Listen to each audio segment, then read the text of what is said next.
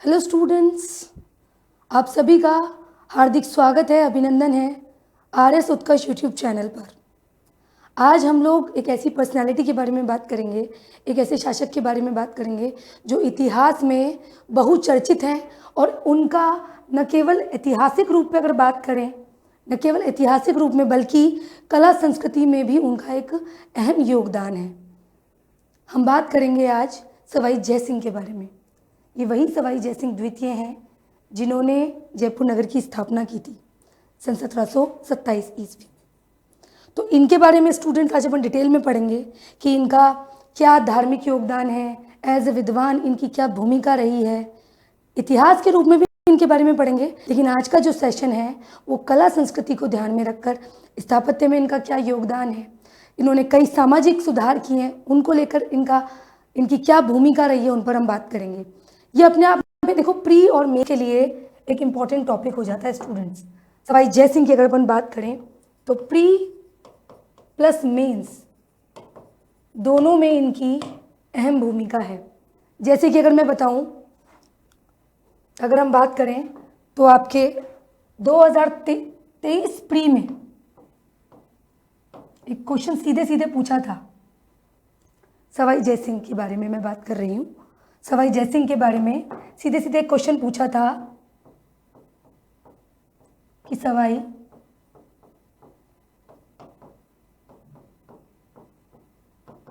जयसिंह का दरबारी चित्रकार कौन था। यह आपका आरएस प्रीलिम्स 2023 में पूछा था और बहुत सारे स्टूडेंट्स कंफ्यूज भी हो गए थे। इसका आंसर था मोहम्मद शाह। तो मेरा कहने का मतलब ये है, अभी जैसे ये सेशन कंप्लीट हो जाएगा, सवाई जयसिंह के बारे में जब हम पूरी बात कर लेंगे तो इसके बाद में हम कुछ डिस्कस करेंगे मेंस को लेके भी। मेंस ओरिएंटेड हमको प्रमुख शासक हो गए, जैसे कि आपका सवाई जयसिंह हो गया, आपके महाराणा कुंभा हो गए, पृथ्वीराज चौहान हो गया, इनको हम बहुत डीपली पढ़ेंगे और बहुत डीपली ही डिस्कस करेंगे। आप लोगों को इनके बारे में थोड़ा एनालिटिकल भी अप्रोच रखनी है और प्री के संदर्भ में आपको सभी फैक्ट्स याद करने हैं कि कौन सी रचनाएं हैं, स्थापत्य में क्या योगदान है, ठीक है। तो ये सब बातें आपको याद रखनी है। तो ये क्वेश्चन आया था आपके प्री में। इसके अलावा मैं आपको एंड में एक क्वेश्चन दूंगी जो कि आपके मेंस ओरिएंटेड होगा। मेंस को ध्यान में रखकर आपको लिखना है, क्योंकि देखो स्टूडेंट्स, हमारा टारगेट सिर्फ आरएस प्रीलिम्स को क्वालिफाई करना नहीं है। थोड़ा सा, जैसे कि अभी नोटिफिकेशन नहीं आया, तो नोटिफिकेशन से पहले आप कोशिश कीजिए कि थोड़ा सा मेंस ओरिएंटेड स्टडी करें। आप लोगों को थोड़ा सा कॉमनली ये टॉपिक डिसाइड करने हैं जो कि आपके मेंस में भी हैं और प्री में भी हैं। और कल्चर, कला और संस्कृति से संबंधित, जैसे आपका साहित्य हो गया, साहित्य से रिलेटेड आपके क्वेश्चंस आएगा ही आएगा, चाहे मैं इंडियन हिस्ट्री की बात करूं, चाहे राजस्थान हिस्ट्री की बात करूं। तो थोड़ी सी अप्रोच आपको मेंस के रिगार्डिंग भी रखनी है। तो स्टूडेंट्स, सबसे पहले इनके थोड़े से प्रारंभिक जीवन पे बात करेंगे। सवाई जयसिंह द्वितीय, जिन्होंने मराठा के संदर्भ में, मराठाओं के खिलाफ कई युद्ध लड़े। इतिहास के बारे में हम अलग से डिस्कस करेंगे। आज जो हमारा पूरा डेडिकेशन रहेगा इनके धार्मिक जीवन को लेके, इनके सामाजिक सुधार को लेके, इनका क्या स्थापत्य में योगदान है उसको लेकर, और थोड़ी बहुत बात करेंगे इनके अंत को लेके कि किस तरह से इन्होंने इतनी ख्याति प्राप्त की। एक वीर, एक साहसी और एक बहुत ही प्रबल शासक के रूप में इन्होंने कार्य किया, लेकिन अंत में जाकर इनके विलासिता को देखते हुए, या जो कहें शराब की इनको लत लग गई, उसके बाद इनकी मृत्यु हो गई। इनको एक बीमारी हो गई थी, इनको ब्लड में इनके इन्फेक्शन हो गया था, इसकी वजह से इनकी मृत्यु हो गई। तो स्टूडेंट्स, थोड़ा सा इनके प्रारंभिक जीवन पे बात करें। ये बिशन सिंह के पुत्र थे और इनको सवाई की उपमा किसने दी थी, ये याद रखना स्टूडेंट्स। सवाई किसने कहा था इनको, तो सवाई कहा था, ध्यान रखना, मुगल शासक औरंगजेब ने। इसके बारे में ये भी कहा जाता है कि जो जयसिंह था, जो जयसिंह प्रथम था, उससे कहीं ना कहीं कार्य करने में बहुत निपुण था। इनकी बहुत से क्षेत्रों में भूमिका रही है। तो इस वजह से इनकी वीरता, इनके पराक्रम और इनके शौर्य को देखते हुए इनके कार्य करने के तरीके को देखते हुए, इनकी महत्वपूर्ण भूमिकाओं को देखते हुए औरंगजेब ने इनको क्या कहा? सवाई। ये याद रखना थोड़ा सा भाई। आरपीएससी जैसे मैंने अभी आपको एक क्वेश्चन बताया कि इस तरह से एक वन लाइनर क्वेश्चन पूछा तो पूछ सकती है कि सवाई जयसिंह द्वितीय को सवाई किसने कहा? तो याद रखना औरंगजेब ने कहा।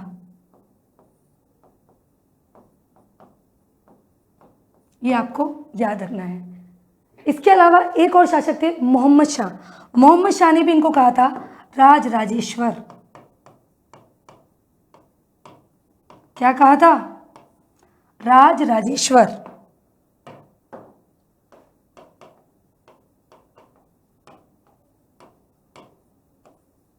ये बात आपको याद रखनी है।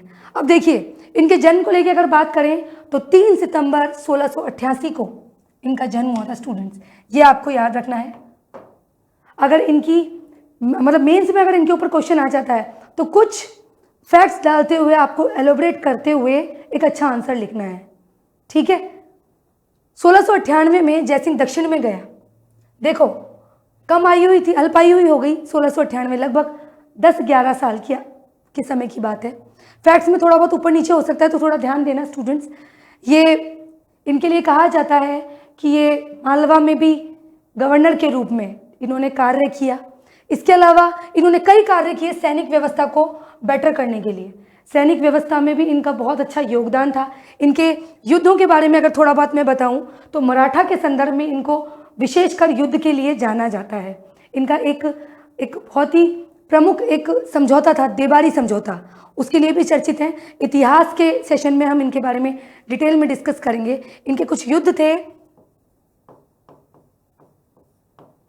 मराठा के खिलाफ। 3 युद्ध चलते हैं साथ साथ, तो थोड़ा सा ध्यान रखना। एक चलता है पील सूद, हालांकि इनके बारे में हम डिस्कस करेंगे डिटेल में। पील सूद याद रखना, पील सूद। एक है मंदसौर। क्या है? मंदसौर। पील सूद का युद्ध, मंदसौर का युद्ध और रामपुर का युद्ध, ये मराठा के खिलाफ थे, जिसमें पील सूद के युद्ध में सवाई जयसिंह द्वितीय ने विजय प्राप्त की। थोड़ा बहुत ध्यान रखना, ठीक है। अब हम इनके बारे में बात करेंगे कला और संस्कृति के संदर्भ में। इसके अलावा थोड़ा सा ये भी याद रखना कि 1701 ईस्वी में आमेर से प्रस्थान कर वह औरंगजेब की सहायता के लिए बुरहानपुर पहुंच गए। ये थोड़ी सी बेसिक जानकारी है, ये याद रखिएगा। ये याद रखना कि सवाई की जो उपमा इनको दी है वो किसने दी है? मुगल शासक औरंगजेब ने। मोहम्मद शाह ने इन्हें कहा था राज राजेश्वर। अब स्टूडेंट हम इनके बारे में जो आज बात करने वाले हैं मुख्य रूप से वो ये करेंगे कि ये एक विद्वान के रूप में भी जाने जाते थे। इनको बहुत सारी भाषाओं का तो ज्ञान था। इसके अलावा ये एक गणितज्ञ के रूप में, एक ज्योतिषी के रूप में भी बहुत अच्छा खासा ज्ञान रखते थे। तो स्टूडेंट ध्यान रखना, संस्कृत और फारसी के विद्वान थे ये। संस्कृत और फारसी का इनको अच्छा ज्ञान था। गणित और ज्योतिषी में भी ये असाधारण पंडित के रूप में थे, यानी कि ज्योतिषी के क्षेत्र में इनको बहुत अनुभव था, बहुत अच्छा ज्ञान था। इन्होंने कई कार्य किए, कई रचनाएं हुई इनके काल में, और इनके दरबार में प्रसिद्ध दरबारी विद्वान भी थे जिन्होंने कई रचनाओं की रचना की। तो ये भी याद रखना। तो इनको संस्कृत और फारसी के ये अच्छे विद्वान थे। संस्कृत में था इनको ज्ञान और फारसी में था। तो अगर स्टेटमेंट में प्रीलिम्स में भी पूछ लेना आपसे कि सवाई जयसिंह के संदर्भ में निम्नलिखित में से सत्य है या असत्य है, तो ये बात आपको ध्यान रखनी है कि बिल्कुल संस्कृत और फारसी के ये विद्वान थे। इसके अलावा गणित और ज्योतिष विषय का भी इनको अच्छा खासा ज्ञान था। 1725 ईस्वी में इन्होंने नक्षत्रों की शुद्ध सारणी बनवाई। ये बहुत बार आरपीएससी द्वारा पूछा गया है। उसका नाम क्या है? तो ये याद रखना, जीज मोहम्मद शाही। जीज मोहम्मद शाही क्या है? जीज मोहम्मद शाही निम्नलिखित में से किससे संबंधित है? तो आपको याद रखना है कि यह नक्षत्रों की शुद्ध सारणी है, जो कि किसने बनवाई थी? आपके सवाई जयसिंह द्वितीय ने। ये नाम याद रखना, यहाँ और लिख देती हूँ, जीज मोहम्मद शाही। जीज मोहम्मद शाही क्या है ये नक्षत्रों की एक सारणी है। 1725 लगभग 1725 ईस्वी में सवाई जयसिंह द्वितीय के द्वारा निर्मित की गई। ये नाम आपको याद रखना है, जीज मोहम्मद शाही। इसके अलावा उसने जयसिंह कारिका नामक एक ज्योतिष ग्रंथ की रचना की, ये भी याद रखना, जयसिंह कारिका। अगर थोड़ा सा स्टेटमेंट घुमा फिरा के प्रीलिम्स में दे दें सवाई जयसिंह के संबंध में, सत्य या असत्य में, कि सवाई जयसिंह ने एक ज्योतिष ग्रंथ की रचना की जिसका नाम था जयसिंह कारिका। अब ज्योतिष ग्रंथ के अलावा कुछ और भी लिखा जा सकता है। हालांकि जयसिंह कारिका बहुत फेमस नाम है, सबको ध्यान है, लेकिन फिर भी ज्योतिष ग्रंथ की जगह अगर आपको दे दें कि ये एक युद्ध से संबंधित ग्रंथ है, युद्ध से संबंधित ग्रंथ है, तो थोड़ा ध्यान रखना कि यह कैसा है, ज्योतिष ग्रंथ है, ज्योतिष ग्रंथ है। जयसिंह कारिका, जयसिंह कारिका। जगन्नाथ, जगन्नाथ नाम याद रखना, इनके दरबार में था। जगन्नाथ से यूक्लिड की रेखा गणित का संस्कृत में अनुवाद करवाया, ये याद रखना। जो यूक्लिड की रेखा गणित है उसका संस्कृत में अनुवाद करवाया, किससे, जगन्नाथ से। ये स्टेटमेंट में वन लाइनर तो ठीक है, चलो ऑप्शन होते हैं हम कर लेते हैं, लेकिन स्टेटमेंट में आपको 3 स्टेटमेंट दे दिए और उनमें से आपको सत्य असत्य पहचानना है। तो आपको जो बड़े बड़े शासक हैं, चाहे कछवाहा का हो, चाहे मेवाड़ के हो, चाहे चौहान के हो, चाहे मारवाड़ के हो, जो भी प्रसिद्ध शासक हैं उनके बारे में डीपली आपको कला संस्कृति के संदर्भ में, या कहें स्थापत्य हो गया, उनके जीवन के बारे में, विशेषकर युद्ध को लेके, ये जानकारी भी आपको रखनी है। तो ये याद रखना, यूक्लिड की रेखा गणित का संस्कृत में अनुवाद करवाया था। सिद्धांत कौस्तुभ और सम्राट सिद्धांत, सिद्धांत कौस्तुभ और सम्राट सिद्धांत, इन ग्रंथों की रचना भी की।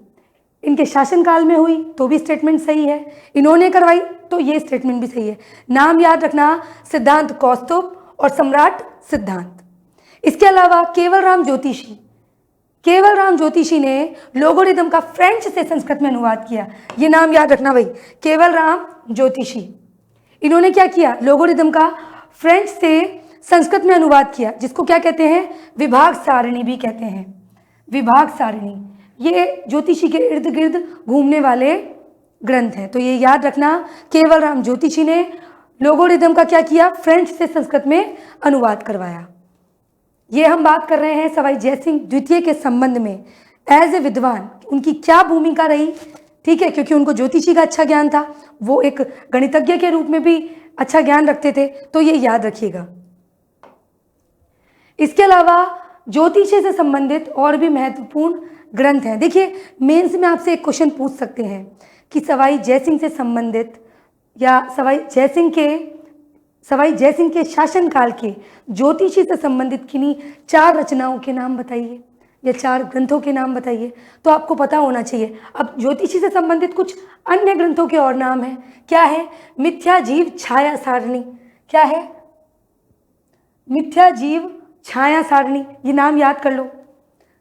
प्री में तो आपको ऑप्शन से फिर भी आप पहुंच जाएंगे, लेकिन मेंस में अगर आपसे किन्हीं 3 या 4 नाम पूछ लिए ज्योतिष से संबंधित, तो वो भी आपको पता होनी चाहिए। इसके अलावा दुख पक्ष सारणी, ये सब ज्योतिषी से संबंधित है और किसके काल की है, किसके शासनकाल की है, सवाई जयसिंह द्वितीय के शासनकाल की। इसके अलावा दुख पक्ष ग्रंथ, तारा सारणी, दुख पक्ष सारणी हो गई, दुख पक्ष ग्रंथ, तारा सारणी हो गई।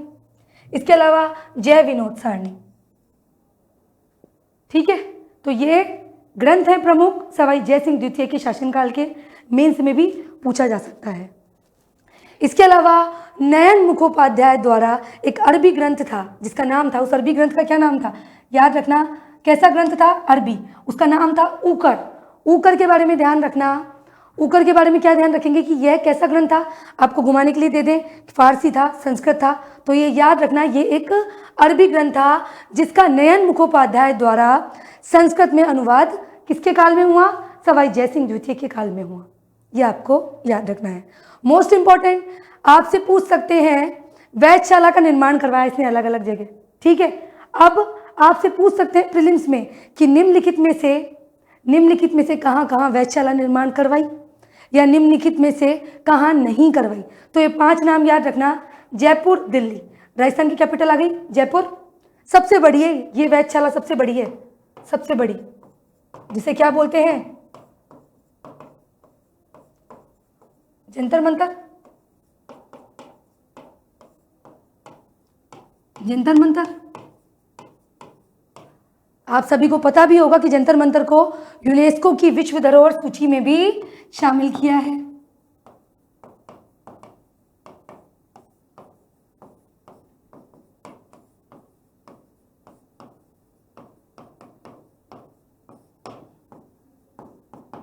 शामिल है ना।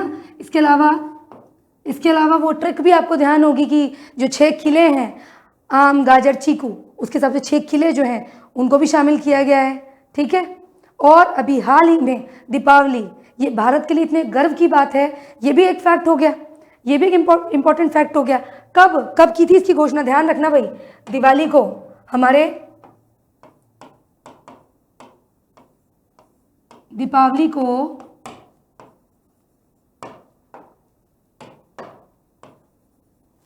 करंट का है, याद रखना। दीपावली को यूनेस्को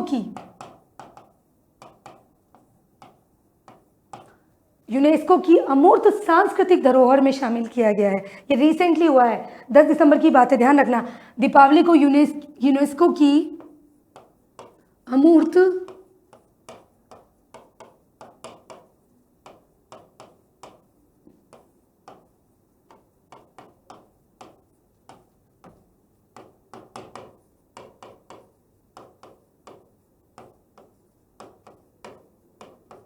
ये तो बिल्कुल अभी इसी महीने की बात है, करंट का, एक हॉट करंट का ये फैक्ट है, याद रखना। ठीक है। तो आपको ये याद रखना है कि कहाँ कहाँ है वेधशाला। दिल्ली राजस्थान की कैपिटल, इंडिया की कैपिटल दिल्ली अपने इंडिया की कैपिटल, जयपुर आगे अपने राजस्थान की कैपिटल। इसके अलावा जो मेन धार्मिक स्थल हैं उनका नाम याद रखना, उज्जैन, बनारस और मथुरा। ये नाम आपको बहुत अच्छे से याद होने चाहिए। कौन सा, कहाँ पर वेधशाला है और कहाँ पर नहीं है, यह स्टेटमेंट में पूछ सकते हैं, तो ये याद रखिएगा। इसके अलावा त्रिकोणमिति, जिसको बोलते हैं ट्रिग्नोमेट्री, त्रिकोणमिति और लघुगणकों के व्यवहार पर भी इन्होंने अध्ययन किया। तो देखिए, विद्वान के रूप में, ठीक है, इनके ज्ञान का स्तर छोटा नहीं था। ठीक है। इनकी वीरता, इनके साहस, इनके पराक्रम के अलावा ये बहुत इंटेलिजेंट भी थे और एक विद्वान के रूप में इन्होंने इस प्रकार से योगदान दिया है इतिहास में। ठीक है। तो ये जानकारी आप लोगों को, ये सभी बातें आपको बहुत अच्छे से ध्यान रखनी है। जल्दी से देख लें एक बार। संस्कृत फारसी का विद्वान था। ठीक है। नक्षत्रों की शुद्ध सारणी, जिसका नाम है जीज मोहम्मद शाही, ये याद रहेगी। सन याद करें तो बहुत अच्छा है, 1725 की बात है। युद्धों के बारे में, जो मराठा से इनका संघर्ष हुआ, उसके बारे में हम अलग से, जो हिस्ट्री ओरिएंटेड सेशन होगा उसमें डिटेल में हम बात करेंगे। इसके अलावा जयसिंहकारी का ज्योतिषी से संबंधित ग्रंथ है और यूक्लिड की रेखा गणित का संस्कृत में अनुवाद करवाया। 2 ग्रंथ और याद रखना, सिद्धांत कौस्तुभ और सम्राट सिद्धांत। इसके अलावा केवलराम ज्योतिषी ने लोगोरिथम का फ्रेंच संस्कृत में अनुवाद किया। देखो, बहुत सारी चीज़ें जब हम अलग अलग जगह पढ़ते हैं ना तो कंफ्यूज हो जाते हैं। अब इनका सांस्कृतिक योगदान या इनकी जो भी भूमिका है, ये इसी सेशन में हम एक जगह डिस्कस कर लेंगे स्टूडेंट्स। ठीक है। इसके अलावा ज्योतिष से रिलेटेड अन्य कुछ ग्रंथ हैं, वो हमने डिस्कस कर लिए। अरबी ग्रंथ ऊकर याद रखना। और वेधशाला का निर्माण कहाँ कहाँ कराया, जंतर मंतर के बारे में आपको पता ही है, यूनेस्को में शामिल है। ठीक है। अब हम बात करेंगे इनके स्थापत्य में क्या योगदान रहे। स्थापत्य को लेकर सवाई जयसिंह द्वितीय का अपने आप में एक अलग ही नाम लिया जाता है।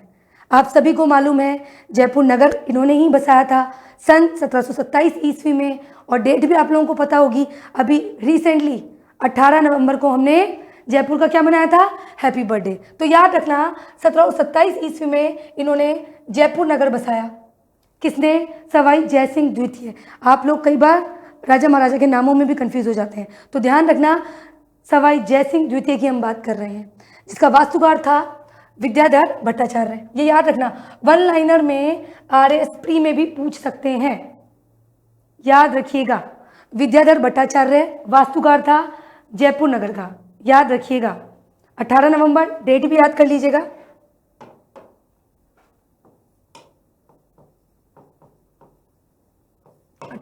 नवंबर। ये सारे वही इंपॉर्टेंट फैक्ट्स हैं जो एग्जाम ओरिएंटेड हैं, जिन्हें हम छोड़ नहीं सकते। तो एक ही जगह इस सेशन में हम लोग डिस्कस कर रहे हैं। ध्यान रखना, विद्याधर भट्टाचार्य जो कि जयपुर नगर का क्या, वास्तुकार था। इसके अलावा नाहरगढ़ किले का निर्माण करवाया। नाहरगढ़ किला, जिसे क्या कहते हैं, नाहरगढ़ किले को यहाँ लिख देते हैं।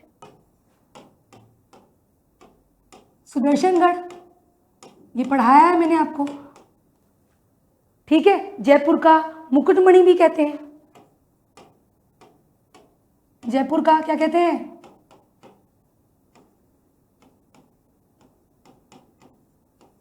इसके बारे में ये कहा जाता है, कहा तो क्या, आप लोग घूम के भी आइए, देखिए नाहरगढ़ किले को अच्छे से। जो इसका मुख्य द्वार है, द्वार से थोड़ा आगे की तरफ एक चबूतरा बना हुआ है नाहर सिंह भूमिया का। इस दुर्ग के पास किसका? नाहर सिंह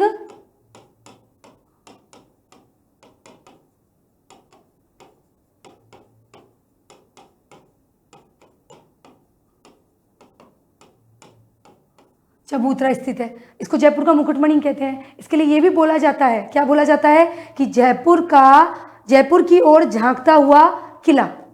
किले में डिटेल में मैं बता चुकी हूँ, हम और आगे डिस्कस कर लेंगे, पर ये याद रखना कि नाहरगढ़ किले का निर्माण किसने करवाया था? सवाई जयसिंह द्वितीय ने। इसके अलावा गोविंद देव जी के मंदिर का निर्माण करवाया इन्होंने, ठीक है। गोविंद देव जी के मंदिर जो कि क्या कहलाता है? बिना स्तंभों वाला मंदिर। इसने एक वर्ल्ड रिकॉर्ड में भी नाम दर्ज कर रखा है इस मंदिर ने, तो ये याद रखना, बिना स्तंभों वाला मंदिर जो कि जयपुर का प्रसिद्ध गोविंद देव जी का मंदिर कहलाता है। बहुत आस्था है भगवान कृष्ण को लेकर, और लोग बाग आते हैं न केवल राजस्थान से बाहर, बल्कि मैं गई भी हूँ, मैं तो बहुत बार जाती हूँ यहाँ पर, कई बार मैंने देखा है कि जयपुर से बाहर के लोग, मतलब इंडिया से बाहर के लोग भी यहाँ पर, टूरिस्ट जो हैं इंडिया से बाहर के लोग भी यहाँ पर देखने को मिलते हैं। तो ज़रूर जो बच्चे नहीं गए हैं, जयपुर आकर भी गोविंद देव जी के मंदिर नहीं गए हैं, वो ज़रूर देखिएगा। इसको कहते हैं बिना स्तंभों वाला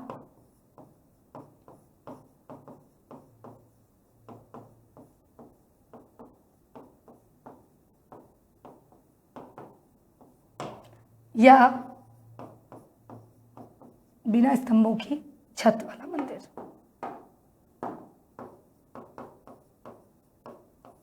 एक सपाट छत है, सपाट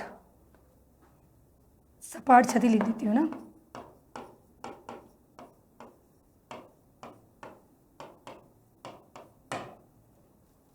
इसके अलावा मानसागर झील के बीचों बीच में जयपुर का जल महल स्थित है। जल महल का निर्माण करवाया था मानसागर झील के बीच में। आप देखिएगा, आपको थोड़ा बहुत, जब जल महल देखेंगे तो थोड़ा बहुत एरिया जल के अंदर दिखेगा, थोड़ा बहुत ऊपर की तरफ दिखेगा। तो गर्मियों में विश्राम करने के उद्देश्य से सवाई जयसिंह द्वितीय ने क्या किया था? जयपुर में जल महल का निर्माण कराया था। आप लोग कभी जाएंगे, कभी देखने, तो वहाँ पर कई प्रकार के आपको दिखेंगे प्री वेडिंग शूट्स होते हुए भी, बहुत सारे टूरिस्ट भी दिखेंगे वहाँ पर घूमते हुए। तो ये याद रखना, इसका निर्माण किसने कराया था? सवाई जयसिंह द्वितीय ने। इसके अलावा हरमाड़ा नहर का निर्माण भी कराया था पेयजल की पूर्ति के लिए, एक अच्छे उद्देश्य से, ताकि लोगों को पानी मिल सके, पीने का जल मिल सके, इसलिए उन्होंने क्या किया था? हरमाड़ा नहर का निर्माण भी कराया था। आपसे आरपीएससी मेंस में पूछ सकती है, 50 शब्दों वाले क्वेश्चन में भी पूछ सकती है कि सवाई जयसिंह की स्थापत्य के क्षेत्र में भूमिका के बारे में बताइए। तो आप लोगों को ये सारे पॉइंट्स लिख दिए। इसके अलावा सूरत खाना नामक चित्रकला विभाग की स्थापना की थी। देखो सूरत खाना, ये सूरत खाना जो है, इस पर क्वेश्चन पूछा गया है स्टूडेंट्स। सूरत खाना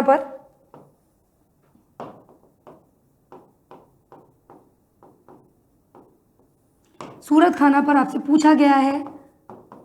आरएस प्रीलिम्स 2015 में जो क्वेश्चन हुआ था ना, 2013 का जो कैंसिल हो गया था, 2015 में दोबारा हुआ था, उसमें पूछा था सूरत खाना नामक चित्रकला विभाग जयपुर का चित्रकला शैली से संबंधित निम्नलिखित में से कौन सा विभाग है? तो अलग अलग ऑप्शंस दिए थे, सूरत खाना, सूतर खाना, अलग अलग दिए थे, और आंसर है इसका सूरत खाना। तो ये आपके आरएस प्रीलिम्स में पूछा गया है। ध्यान रखना, इसकी स्थापना किसने की थी? सवाई जयसिंह द्वितीय ने। सूरत खाना जो कि चित्रकला से संबंधित एक महत्वपूर्ण क्या है? कारखाना है। ये याद रखिएगा। यहाँ पर कई प्रकार के चित्रकला शैली के संबंध में कई प्रकार के कार्य किए गए हैं। चित्रकार यहाँ बैठकर अलग अलग तरह की चित्रकला करते थे। तो ये ध्यान रखना, सूरत खाना किसके शासनकाल का है? ये सवाई जयसिंह द्वितीय की। ठीक है, तो ये हो गई स्थापत्य के क्षेत्र में इनके बारे में बात। अब थोड़ी सी बात करेंगे इनकी धार्मिक रुचि को लेकर। धार्मिक को लेकर, धार्मिक क्या आस्था थी, क्या योगदान था इनका? तो स्टूडेंट, इनकी सबसे जो महत्वपूर्ण बात थी, इन्होंने जजिया कर सवाई जयसिंह द्वितीय ने क्या किया था? देखो धार्मिक, इनको मैंने डिवाइड कर दिया है। अगर आपसे 10 नंबर का क्वेश्चन भी पूछे सवाई जयसिंह द्वितीय के संबंध में, तो आप इनका सामाजिक योगदान बता सकते हैं कि इन्होंने क्या क्या सामाजिक सुधार किए। धार्मिक इन्होंने सुधार किया, जैसे जजिया कर इन्होंने समाप्त करवाया। स्थापत्य में इनकी क्या भूमिका रही, ठीक है, इन्होंने कई सैन्य सुधार भी किए। थोड़ा बहुत हिस्ट्री में जब आप पढ़ेंगे इनके युद्ध को लेकर, इनके पराक्रम और इनकी वीरता के बारे में भी आप थोड़ा सा बताएंगे। तो मैं क्वेश्चन बताऊंगी आपको, क्वेश्चन दूंगी आपको, उस पर आपको लिखना है। अब देखो धार्मिक के बारे में जजिया कर क्या था? जजिया कर जो था वो जो इस्लाम शासक थे, इस्लाम शासक जो थे, उन्होंने मुस्लिम बाहुल्य क्षेत्र में गैर मुसलमानों पर क्या लगाया था? जजिया कर। तो उसको इन्होंने खत्म कराया था, तो इन्होंने एक अच्छा कार्य किया, तो जजिया कर इन्होंने हटवाया। इसके अलावा वाजपेयी, राजसूय और पुरुष मेध, ध्यान रखना, इन यज्ञों का आयोजन करवाया। इसमें भी, इससे संबंधित भी अभी हाल ही में एक क्वेश्चन किया गया है, क्या कि वह कौन सा अंतिम हिंदू नरेश था जिसने भारतीय परंपरा के अनुकूल अश्वमेध यज्ञ करवाया।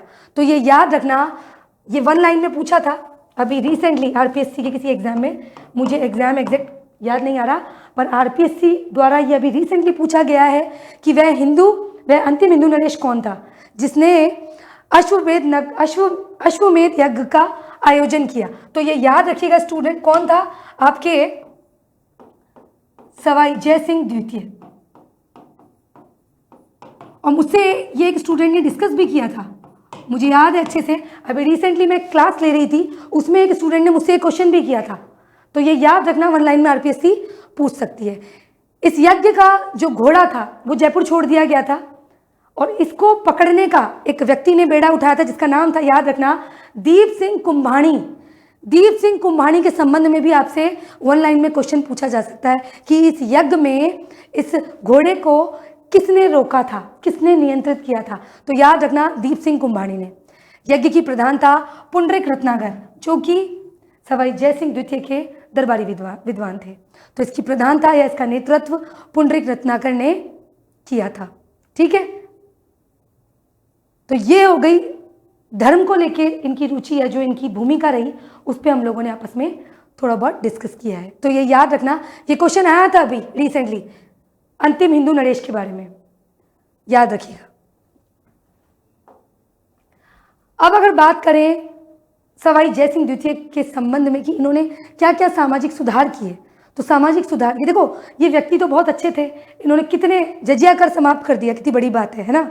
इसके अलावा इन्होंने जो जनता है उनके लिए पानी की सुविधा के लिए नहर भी बनवाई, विश्राम के लिए, आपके मनोरंजन के लिए जल महल का निर्माण भी कराया, स्थापत्य में बड़े बड़े कार्य किए, जयपुर नगर तक बसा दिया। तो इन्होंने बहुत बड़ा योगदान दिया है इतिहास में। सामाजिक सुधार में जैसे इन्होंने सती प्रथा और बाल विवाह को रोकने का बहुत प्रयास किया। तो ये याद रखना, अगर एक बड़ा क्वेश्चन आता है इनकी भूमिका को लेकर, तो आपको स्टूडेंट्स एलोबरेट करके कई भागों में टर्म्स लिखकर, जैसे सामाजिक सुधार, धार्मिक सुधार या धार्मिक भूमिका, इसके अलावा स्थापत्य में योगदान, युद्ध के संदर्भ में थोड़ी सी बात, और एक बैलेंसिंग उत्तर देना है एंड में, ठीक है। तो सती प्रथा और बाल विवाह को इन्होंने नियंत्रित करने का प्रयास किया, याद रखिएगा। यज्ञों के अवसरों पर उसने सभी ब्राह्मणों को एक साथ भोजन करने के लिए राजी किया। उस समय ये था, इन्होंने शुरुआत की कि सभी ब्राह्मण एक साथ भोजन करें, ठीक है। एक अच्छे उद्देश्य के साथ उन्होंने इस चीज़ के लिए सबका समर्थन पाया और सभी ब्राह्मणों को इस चीज़ के लिए राजी किया, ये याद रखिएगा। राजपूतों में विवाह के समय अपव्यय करने की प्रथा पर रोक लगवाई। कितनी बड़ी बात है कि देखो, उस समय से भी राजपूतों में शादी को लेकर उस समय भी कितना दिखावा, कितना खर्चा किया जाता था। तो उस अपव्यय को रोकने के लिए भी सवाई जयसिंह ने बहुत कोशिश की, ठीक है। तो ये याद रखना, अगर आरपीसी थोड़ा सा भी एडवांस पूछती है कि राजपूतों में विवाह के समय अपव्यय करने की प्रथा पर रोक निम्नलिखित में से किस शासक ने रोका या किसने प्रयास किया, तो याद रखना सवाई जयसिंह ने। क्लियर। इसके अलावा उसने कई संस्थान, देखो क्या क्या, कुएं, धर्मशाला, अनाथालय, सदाव्रत आदि संस्थाएं बनवाकर समाज के लिए महत्वपूर्ण कार्य किया। तो सवाई जयसिंह द्वितीय ऐसे यूं ही नहीं लिया जाता इनका नाम, इन्होंने कितने कार्य किए। देखिए, साधु संतों को गृहस्थ जीवन जीने के लिए भी प्रेरित किया, एक अच्छा एक सामाजिक जीवन, साधु संतों को इसलिए प्रेरित किया कि एक साधु संत के रूप में जीवन ठीक है, बहुत अच्छा है, एक हम क्या बोलते हैं कि एक समादर, एक आदर के रूप में इनका जिक्र किया जाता है साधु संतों का। लेकिन इनको भी गृहस्थ जीवन बिताने के लिए किसने प्रेरित किया? सवाई जयसिंह ने। तो ये भी याद रखिएगा। तो ये सारे पॉइंट्स हो गए आपके सामाजिक सुधार के संबंध में। जरूरी नहीं है पर्टिकुलर, हो सकता है वो 5 नंबर के क्वेश्चन में, 5 नंबर के क्वेश्चन में आपसे सिर्फ सामाजिक सुधार और स्थापत्य के संबंध में पूछे, ये भी पूछ सकता है। 2 नंबर के क्वेश्चन में भी पूछा जा सकता है। जरूरी नहीं है आपसे पर्टिकुलर सिर्फ 2 नंबर के क्वेश्चन में पूछ सकते हैं, जैसे कि सामाजिक सुधार पूछ लिया, इसके अलावा आपसे पूछ सकते हैं धार्मिक योगदान, इसके अलावा आपसे पूछ सकते हैं स्थापत्य में योगदान,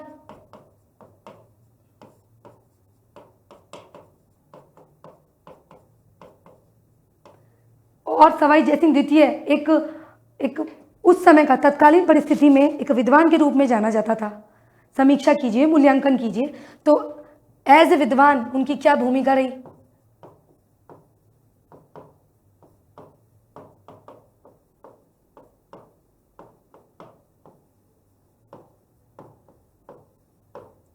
तो आपसे 2 नंबर 5 नंबर में भी पूछा जा सकता है।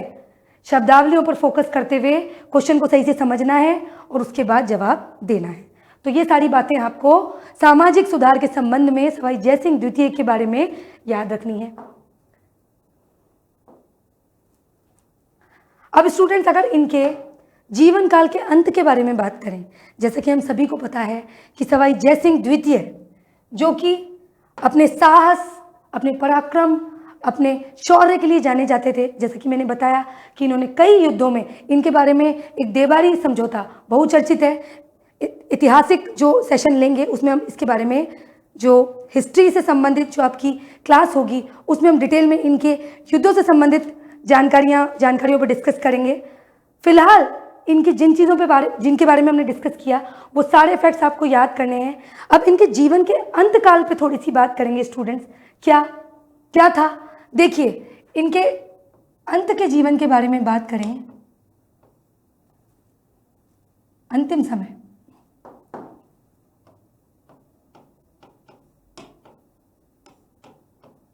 तो अंतिम समय जो था ना इनका, कैसा था? बहुत ही विलासितापूर्ण था, बहुत ही आलसयुक्त था, विलासितापूर्ण था। इनको शराब की लत लग गई थी, शराब की बहुत ज़्यादा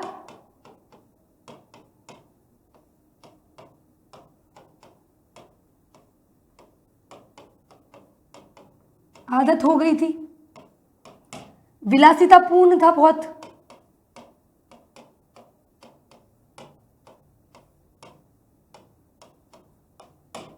और इस आदत की वजह से अंत में जाकर उनको क्या हो गया था? एक ब्लड इन्फेक्शन हो गया था, रक्त विकार।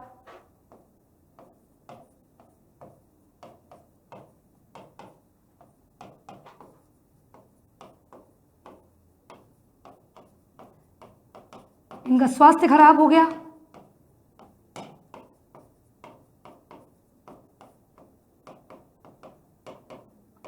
और अंततः सन 1743 ईस्वी में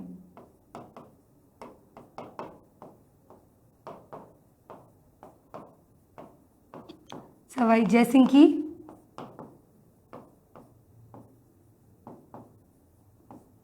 मृत्यु हो गई।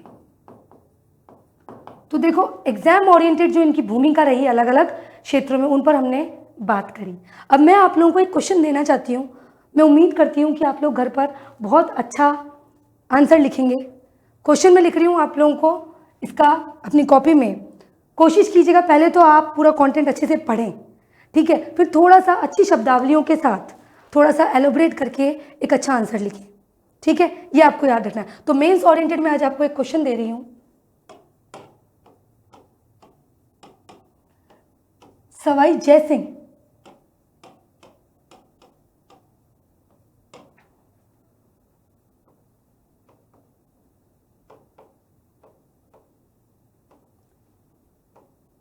तत्कालीन भारत का तत्कालीन भारत का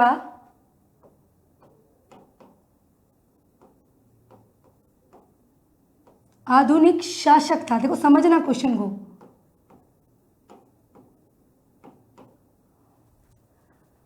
सवाई जयसिंह तात्कालिक भारत का आधुनिक शासक था।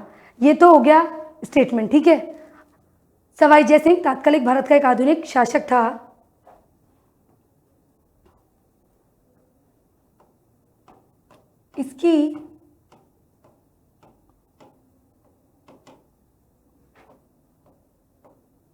इसकी उपलब्धियों के आधार पर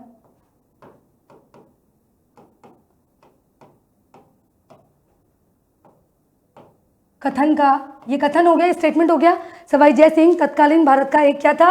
आधुनिक शासक था।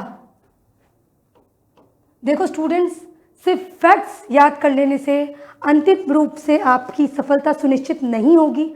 तो मेंस का जो है आप आंसर राइटिंग पर भी फोकस करते चलिएगा। महाराणा प्रताप से संबंधित मैं बहुत सारे क्वेश्चंस बताऊंगी, आपको लिखने हैं, ठीक है।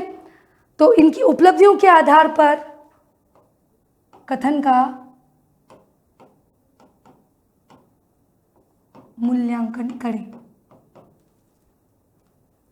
क्वेश्चन अच्छे से समझिएगा। सवाई जयसिंह तत्कालीन उस समय के भारत का एक आधुनिक शासक था। इसकी उपलब्धियों के आधार पर कथन का मूल्यांकन करें। ये बहुत अच्छे से, बहुत अच्छे तरीके से इनकी जो भी उपलब्धियां हैं, चाहे वो साहित्य को लेके हो, चाहे स्थापत्य को लेके हो, चाहे धर्म को लेके हो, चाहे सामाजिक सुधार को लेके हो, उनको एलोबरेट करके आपको एक बहुत अच्छा सा आंसर लिखना है स्टूडेंट्स, ठीक है। और जितनी भी रियासतों के जो प्रमुख शासक हैं उनके बारे में थोड़ा सा एनालिटिकल अप्रोच रखें, थोड़ा सा अच्छा आंसर लिखने की कोशिश कीजिए कि 2 नंबर में कहाँ किस तरह से पूछा जा सकता है, 5 नंबर में किस तरह से पूछा जा सकता है, और 10 नंबर में निबंधात्मक रूप में किस तरह से हम बहुत अच्छा आंसर लिख सकते हैं। तो शब्दावलियों को, जो टर्म्स हैं उनको भी समझते चलिएगा, ठीक है। तो आज के सेशन में हमने बात करी है सवाई जयसिंह द्वितीय के बारे में। जितनी भी एग्जाम ओरिएंटेड जो भी इंपॉर्टेंट फैक्ट्स थे वो हमने डिस्कस कर लिए हैं, ठीक है। थोड़ा सा आरएस के कोर्स के रिगार्डिंग हम कुछ कोर्सेज पे बात करेंगे स्टूडेंट्स। देखिए, आरएस फाउंडेशन का एक भव्य सेमिनार आयोजित हो रहा है रविवार को जोधपुर और जयपुर सेंटर पर। स्टूडेंट्स, सेमिनार में आपको भाग लेना ही है, और भाग लेने के लिए क्या करना है? क्यूआर कोड जो स्क्रीन पर दिख रहा है आपको, क्यूआर कोड ये स्कैन करना है। जोधपुर का एड्रेस मेंशन है, जयपुर का है, और स्क्रीन पर नंबर भी दे रखे हैं। तो बिल्कुल आपके जो भी क्वेरी हैं, जो भी आपके मन में जिज्ञासा है आरएस के एग्जाम को लेकर, नोटिफिकेशन को लेकर, वैकेंसी को लेकर, पद को लेकर, सिलेबस को लेकर, स्ट्रेटेजी को लेकर, टॉपर स्टॉक को लेकर, हर तरह की जो आपकी क्वेरी है उस पर आपको आंसर मिलेगा। तो इस सेमिनार का आपको हिस्सा बनना है। अगर कोर्सेज की बात करें तो देखिए, समग्र बैच जो है वो लाइव फ्रॉम क्लासरूम संचालित है। RS pre plus mains oriented है। ये 2 तरह की इसमें फीस रखी है स्टूडेंट, तो देर मत कीजिएगा। कंप्लीट तैयारी, समग्र एक इंटीग्रेटेड तैयारी जिसमें आपको प्री और मेंस की समग्र तैयारी करवाई जाएगी, ठीक है। तो आप एनरोल कर सकते हैं। इसके अलावा आरएस फाउंडेशन निर्मल बैच 8.0 ये स्टार्ट होगा 5 जनवरी 2026। बहुत ही बढ़िया एक बैच है ये निर्मल बैच 8.0 आरएस फाउंडेशन का। कंप्लीट तैयारी कराई जाएगी। तो स्टूडेंट्स, ये बहुत अच्छा स्टार्टिंग से आपका बैच रेडी किया जाएगा, तो आप इसमें देर मत कीजिए। आरपीएससी ईओआरओ एग्जाम को ध्यान में रखकर फतेह बैच 2.0 जो कि लाइव फ्रॉम स्टूडियो रहेगा, ठीक है। तो इसकी आपको तैयारी, जो भी बच्चे सपना देख रहे हैं पर्टिकुलर एग्जीक्यूटिव ऑफिसर बनने का या रेवेन्यू ऑफिसर बनने का, जिनको लगता है कि हमें यही एग्जाम देना है और यही बनना हमारा सपना पूरा तभी होगा जब हम ईओआरओ में सेलेक्ट हो जाएंगे। तो इसको ध्यान में रखकर ये बैच, फतेह बैच आप लोगों के लिए लाया गया है। इसके अलावा राजस्थान एसआई सब इंस्पेक्टर की डेट आई गई है, आपको पता ही है। तो टेस्ट सीरीज चल रही है पेपर 1 और पेपर 2 की। इसकी प्राइस भी बहुत कम है, 2800 रुपये, ठीक है। दोनों लैंग्वेज रहेगी, बायलैंग्वेज रहेगा पेपर। टोटल टेस्ट जो होंगे आपके 26 होंगे। इसमें टाइमिंग भी है, 11 बजे से 1 बजे तक दोपहर में, और 1:30 बजे से शाम 3:30 बजे तक। ठीक है स्टूडेंट, तो ये आज का सेशन हो गया। RS के कोर्सेज के बारे में मैंने पूरी जानकारी दे दी है, तो इसमें बिल्कुल आपको देर नहीं करनी है। जल्द से जल्द आपको अपनी तैयारी में 4 चांद लगाने के लिए और अपने सपने को पूरा करने के लिए आपको अपने अकॉर्डिंग RS के कोर्स में एनरोल होना है। ठीक है स्टूडेंट्स, एक नए शासक के साथ में, एक नई कला संस्कृति में जिन शासकों ने योगदान दिया है, एक नए सेशन में एक नई पर्सनैलिटी के बारे में हम डिटेल में डिस्कस करेंगे नेक्स्ट सेशन में। Thank you.